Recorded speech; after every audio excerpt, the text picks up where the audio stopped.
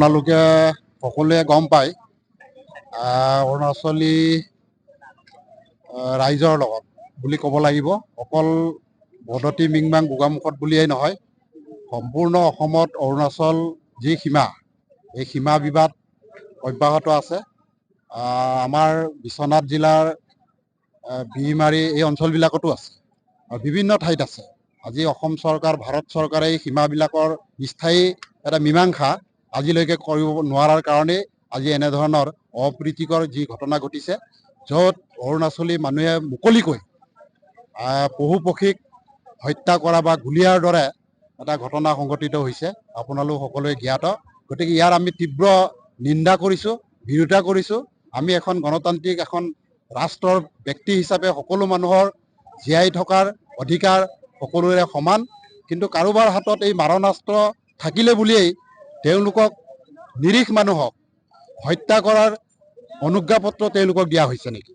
আমাৰ সেই প্ৰশ্ন অৰুণাচল চৰকাৰৰ ওপৰত, পেমা খাণ্ডুৰ ওপৰত আমাৰ প্ৰশ্ন যে অৰুণাচলী মানুহখিনিক যদি তেওঁলোকে নিয়ন্ত্ৰণ নকৰে, তেতিয়াহ'লে পথ অৱৰোধৰ বাদেও ইয়াতকৈ অতি ভয়াৱহ গণতান্ত্ৰিক গণ আন্দোলন গঢ়ি তোলা হ'ব।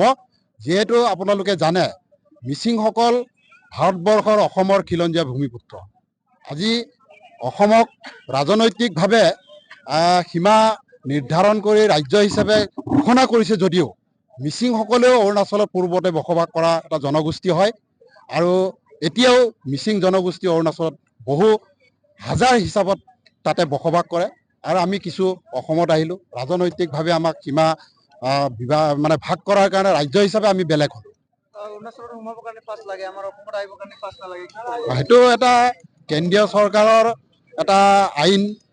যিহেতু অৰুণাচলক তেওঁলোকে অনুজ্ঞাপত্ৰৰ জৰিয়তে প্ৰৱেশ কৰাৰ যি সাংবিধানিক অধিকাৰ দিছে, এই ক্ষেত্ৰত আমাৰ বিশেষ ক'ব লগা নাই। কিন্তু সেইবুলি আমাৰ অসমখনৰ তেওঁলোকে মুকলিভাৱে আহিব পাৰোঁ কাৰণেই যে অসমৰ মানুহক অত্যাচাৰ কৰিব, অন্যায় কৰিব, সেইটো আমি কেতিয়াও মানি ল'ব নোৱাৰোঁ। নহয়, আমি অজোৰে দাবী উত্থাপন কৰিছোঁ যে দোষীক কৰায়ত্ব কৰিব লাগে আৰু ইয়াক ফাষ্ট ট্ৰেক আদালতত ইয়াৰ বিচাৰ হ'ব লাগে আৰু দোষী শাস্তি পাব লাগিব, সেইটো আমাৰ দাবী।